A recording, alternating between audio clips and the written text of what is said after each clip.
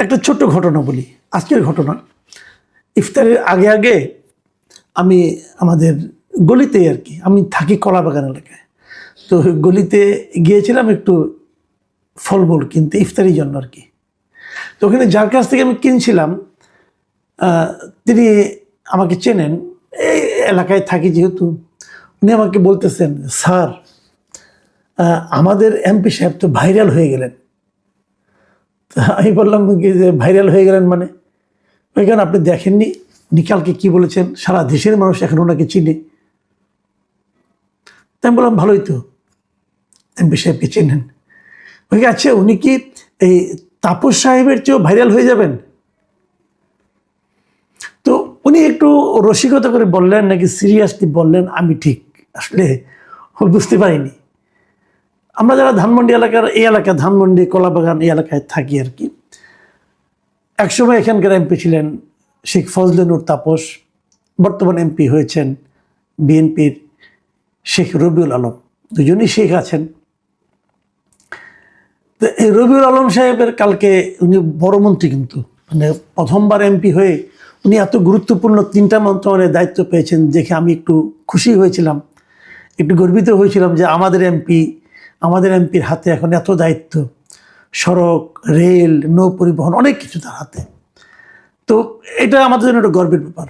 ওনার সঙ্গে 2জন প্রতিমন্ত্রী আছেন ওনার সহকারী হিসাবে, তো সেই হিসেবে ভালো। তো কালকে উনি যে কথাটা বলেছেন, একটা কথা বলে আসলে উনি ভাইরাল হয়ে গেছেন। উনি কি বলেছেন যে সড়ক পরিবহনের যেটা চাঁদা বলা হয়, এই চাঁদাটাকে উনি সেভাবে চাঁদা হিসাবে দেখেন না। তাহলে উনি ওটাকে কি হিসেবে দেখেন? ওনার বক্তব্য হলো এই টাকাটা তারা সমঝোতার ভিত্তিতে তুলে, কাজে এটা তো জোর করে তোলা হচ্ছে না। আমি যদি বরং ওনার নিজের মানে মুখের কথা দিয়েই বলি, ওনার পুরো বাক্যটা আপনাদের একটু পড়ে শোনাই। তিনি বলেছেন, মানে পরিবহন খাতে চাঁদাবাজি নিয়ে একটা প্রশ্ন করা হয়েছিল, একজন সাংবাদিক প্রশ্ন করেছিলেন। এটা বৃহস্পতিবার দিন উনি মন্ত্রণালয়ে বসেই উনি সাংবাদিকদের মুখোমুখি হয়েছিলেন। প্রশ্নটা ছিল যে এই সড়ক পরিবহনের যে চাঁদাবাজিটা হচ্ছে এটা নিয়ে। তার উত্তর ছিল, সড়কে পরিবহনের চাঁদা যেটা বলা হয় সেভাবে আমি চাঁদা দেখি না। মালিক সমিতি, শ্রমিক সমিতি আছে, তারা তাদের কল্যাণে এটা ব্যয় করে। এটা অলিখিত বিধির মতো। চাঁদা আমি সেটাকে বলতে চাই যেটা কেউ দিতে চায় না বা বাধ্য করা হয়। মালিক সমিতি নির্দিষ্ট হারে টাকা তুলে মালিকদের কল্যাণে ব্যবহার করতে চায়। কতটুকু ব্যবহার হয় সেটা নিয়ে হয়তো বিতর্ক আছে, কিন্তু তারা সমঝোতার ভিত্তিতে এই কাজটা করে। ঠিক আছে, আপনার এই বক্তব্যটা, যে আমি কিন্তু একটু রবিউল সাহেবের পক্ষেই যাচ্ছি কারণে যাওয়ার চেষ্টা করছি আর কি, কারণ উনি তো আমাদের এমপি, তাই না? আমার সঙ্গে ওনার অন্য সম্পর্ক আছে। আমরা বিভিন্ন সময় বিগত সরকারের আমলে, আওয়ামী লীগ সরকারের আমলেও আমরা বিভিন্ন টেলিভিশন টক শোতে পাশাপাশি বসতাম, এবং উনি খুব লজিক দিয়ে কথা বলেন। আমার পছন্দ ছিল, উনি আমার পছন্দের লোক। এবং আরও একটা সম্পর্ক আমাদের মধ্যে আছে, সেটা হলো যে আমরা ঢাকা ইউনিভার্সিটিতে একই ডিপার্টমেন্টে পড়তাম, একই ইয়ারে না, উনি বয়সে আমার চেয়ে অনেকটাই ছোটো হবেন, বাট আমরা একই ডিপার্টমেন্টে পড়তাম, জার্নালিজম ডিপার্টমেন্টে পড়তাম।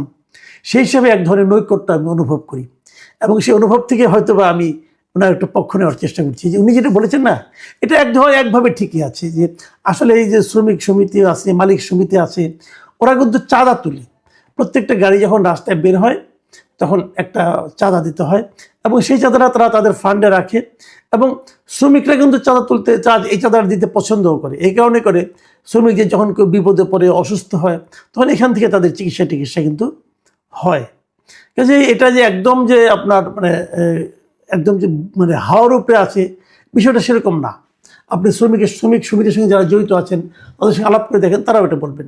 এবং উনি আবার এটা বলেছেন যে এটা নিয়ে কতটুকু কীভাবে ব্যবহার হয় সেটা নিয়ে বিতর্ক আছে।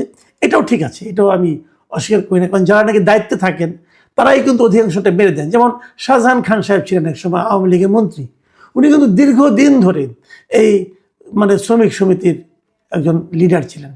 এবং এক সময়ে আমরা যতটুকু জানি আমি আর কি, যে এই শ্রমিক সমিতির যেটা আছে, এখানে আবার কোনো দল নাই, কিন্তু এখানে আওয়ামী লীগ, বিএনপি অথবা বামপন্থী দল, এরা সবাই মিলেমিশেই এই সমিতিগুলো চালায়। যাই হোক, ওনার এই বক্তব্য একদিকে ঠিক আছে, আবার আরেক দিকে ঠিক নাই। আরেকদিকে একটা ভয়ঙ্কর বিপদ ঘটতে পারে ওনার এই বক্তব্য থেকে, এবং আমি বিপদটাই বেশি দেখি। দেখুন, চাঁদার কোনো শেষ নেই, কিন্তু চাঁদা যে কেবল শ্রমিক সমিতি এবং মালিক সমিতি তুলে তা না, কত ঘাটে ঘাটে যে চাঁদা দিতে হয়। আপনি গাড়িটা রাস্তায় নামাবেন, নামানোর সঙ্গে সঙ্গে আপনাকে চাঁদা দিতে হবে, এবং আজকে কোন রুটে আপনি যাবেন সেটা নির্ধারণ করে দেবে, কোন সময়ে যাবেন, সব কিছুর পেছনে কিন্তু চাঁদা আছে। আর উনি যে কথাটা বলেছেন যে সমঝোতার ভিত্তিতে, ভাই সমঝোতাটা কি জিনিস বলেন তো? ধরেন আমি রাস্তায় যাচ্ছি, একজন এসে আমার সামনে একটা ছুরি ধরলো, ধরে বললো তোমার মোবাইল দাও, তোমার ঘড়ি দাও, তোমার যা আছে দাও, মানি ব্যাগ দাও। আচ্ছা, আমি কি তার সঙ্গে মারামারি করবো? করবো না তো, কারণ আমার ছুরির ভয় তো আছে। আমি তাকে দিয়ে দেবো এগুলো। তো এই যে আমি দিলাম, আমি কোনো শব্দও করবো না। লোকে কি মনে করবে যে আমি বোধহয় সমঝোতার ভিত্তিতে দিয়ে দিলাম। আমি কি সমঝোতার ভিত্তিতে দিলাম? আমি আরও উদাহরণ দিয়ে বলি। রবিউল সাহেব নিজে কিন্তু কনস্ট্রাকশন, ওনার কোম্পানি আছে, কনস্ট্রাকশনের ব্যবসা উনি করেন। আওয়ামী লীগের আমলে করেছেন, একদম করেন নেতা তো না, ভালোই করেছেন। আচ্ছা, ওই সময় কি ওনাকে চাঁদা দিতে হয় নাই? চাঁদা না দিয়ে উনি ব্যবসা করতে পারছেন আওয়ামী লীগ আমলে? পারেন নাই। এবং এই যে আওয়ামী লীগ আমলে চাঁদা দিচ্ছেন, এই চাঁদা দেওয়া নিয়ে উনি কি কোনো জায়গায় থানায় যে মামলা করছেন যে আমার কাছ থেকে চাঁদা নিয়েছে? করেন নাই। কারণ করলে উনি ওনার ব্যবসা করতে পারতেন না রে ভাই। উনিও এটা সমঝোতার ভিত্তিতে দিয়েছেন। যত লোকে চাঁদা দেয়, যে কোনো কাজ, আপনি কোনো কনস্ট্রাকশন কাজ করতে যান, একটা বাড়ি বানাতে চান, আপনাকে চাঁদা দিতে হবে। আপনি মন খারাপ করে দিবেন, কিন্তু আপনি এটা নিয়ে হইচই করবেন, করলে তো আপনি কাজই করতে পারবেন না। আচ্ছা, এটা বাদ দেন, পরিবহন খাতের চাঁদার কথা বলি। আপনি মনে করেন টেকনাফ থেকে তো আমাদের অনেক মালামাল আসে, মিয়ানমার অনেক আসে না? টেকনাফ থেকে একটা, আমি কিছুদিন আগে, মানে আওয়ামী লীগ আমলের কথা বলছি, ওই সময় একজন, মানে আপনি এই যে ভোক্তা অধিকারের যিনি ডিরেক্টর ছিলেন, তিনি বলেছিলেন, একজন ওপেনলি বলেছিলেন যে ওখান থেকে একটা ট্রাক মাল আনতে, টেকনাফ থেকে ঢাকা পর্যন্ত আনতে তারা 24-25 হাজার টাকা নেয়। এত টাকা কেন? তখন তারা বলছিল যে অনেক জায়গায় তাদের চাঁদা দিতে হয়, চাঁদায় চলে যায় কয়েক হাজার টাকা। এই চাঁদাটা কিসের? এই চাঁদাটা কি সমঝোতার ভিত্তিতে দেয়? হ্যাঁ, দেয়।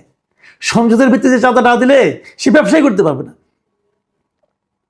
রেট হয়ে গেছে, আপনি অমুক পয়েন্টে এত টাকা দেবেন, তমুক পয়েন্টে এত টাকা দেবেন, পুলিশকে এত টাকা দেবেন, সব সমঝোতা। এবং তার একটা ছোট্টকে স্লিপ ধরে দিবে আপনাকে এই চাঁদা নিয়ে। এই সমঝোতার চাঁদাটাকে আমরা চলতে দিতে চাই? আমরা কি নতুন সরকার পেয়েছি, এই সরকারের কাছে কি আমরা চাই যে তারা এভাবে সমঝোতার ভিত্তিতে চাঁদা চলুক, এটা অনুমোদন করবেন?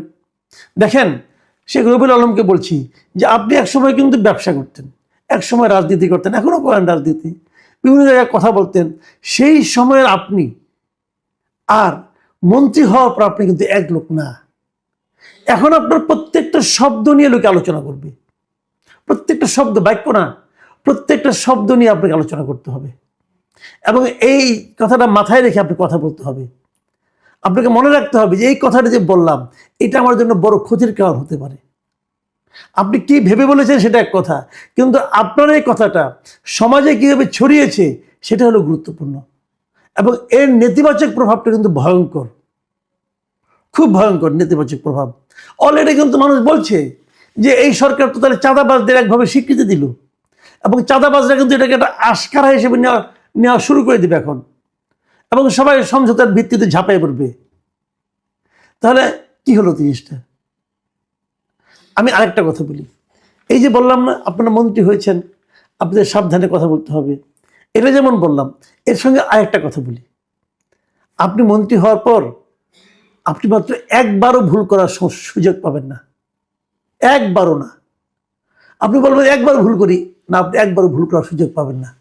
ভুল শুধরে, ভুল না করে কীভাবে থাকতে হয় সেটা শিখে তারপর আপনাকে মন্ত্রী হিসেবে কথা বলতে হবে। আপনি যে ভুল করেছেন, এই ভুল সীমাহীন ভুল, এই ভুল ক্ষমাহীন ভুল, এটা আপনি করতে পারেন না। আমি দেখেছি ওই ভিডিওটা, যে ভিডিও তিনি বলেছেন, ওনার পাশেই কিন্তু আরেকজন ওনার প্রতিমন্ত্রী বসেছিলেন, হাবিবুর রশিদ হাবিব, উনি বসেছিলেন।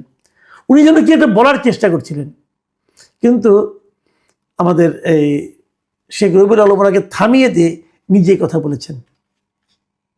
উনি কি বলছিলেন, আমার মনে হয় উনি এইভাবে কথা বলতে চাইতেন না। তো এটা হয়, এই সমস্যাগুলো দূর করতে হবে আমাদের, কিন্তু পাশাপাশি এই যে কথাটা বলে আপনি ভুল করেছিলেন, এই ভুলটা কিন্তু আপনাকেই শুধরাতে হবে। আজকে শুক্রবার ছিল, হয়তো বলতে পারেননি।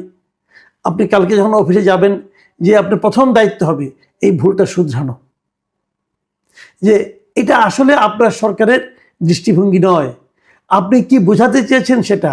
আপনি কিন্তু ওটা নিয়ে আবার পিরাপিরি করেন না, যে না আমি ঠিক বলেছি, সবাই ভুল বলেছে, সাংবাদিকরা ভুল বুঝেছে। এই পিরাপিরি যত করবেন তত কিন্তু আওলা বাজবে, তত কিন্তু আপনি জটিলতার মধ্যে পড়ে যাবেন। অনেকে তো বলবেন যে আমি ওনাকে পরামর্শ দিচ্ছি, আর দিচ্ছি এই কারণে, কাউকে ডিফেম করা ভাই আমাদের কাজ না। আমরা একটা সুস্থ সামাজিক পরিবেশ চাই, আমরা একটা চাঁদাবাজ মুক্ত সমাজ চাই। কোনো চাঁদা চলবে না। যেমন আমি কিন্তু চাঁদা দিই, ধরেন আমি প্রেস ক্লাবের মেম্বার, আমি কিন্তু প্রেস ক্লাবে চাঁদা দিই, ওনারা আমাকে একটা রিসিট দেয়, এটা হলো চাঁদা। আর ওখানে যেটা হয় ওটা চাঁদা না, ওটা ডাকাতি। তো আপনি চাঁদার কথা বলে কিন্তু প্রকারান্তরে ডাকাতিটাকে জাস্টিফাই করছিলেন। ডাকাতি থামাতে হবে, চাঁদাবাজিও থামাতে হবে।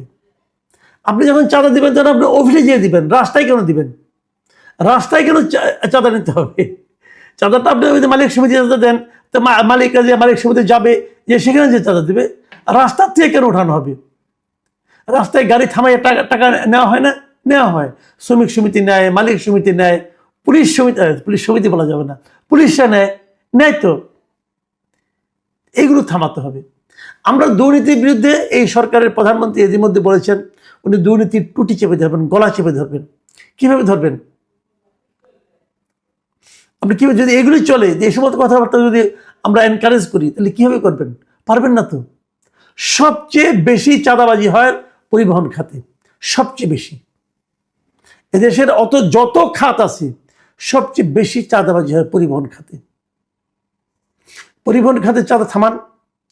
প্রধানমন্ত্রী যদি মনে করেন যে উনি আসলে দুর্নীতি গলার টিপে ধরতে চান, তাহলে আমি আপনাকে বলবো আপনার উচিত হবে পরিবহন খাতের যে মন্ত্রী যারা আছেন তাদের সবাইকে ডেকে বলেন যে পরিবহন খাতের চাঁদা 1 মাসের মধ্যে একদম স্টপ করতে হবে। আপনারা যদি পরিবহন খাতের চাঁদা যদি স্টপ করতে পারেন, থামাতে পারেন, এটার প্রভাব, ইতিবাচক প্রভাব যে কত জায়গায় পড়বে চিন্তা করতে পারবেন না। দ্রব্যমূল্যের উপরে পড়বে, দ্রব্যমূল্য অনেক কমে যাবে। চাঁদাবাজি ভাই থামাতে হবে। আপোষের মাধ্যমে চাঁদাবাজি হয় না। আপোষের মাধ্যমে আবার আপোষের মাধ্যমে যেটা হয় সেটা অন্য জিনিস, আর এটা যেটা হয় এটা ডাকাতি, দস্যুতা, লুণ্ঠন।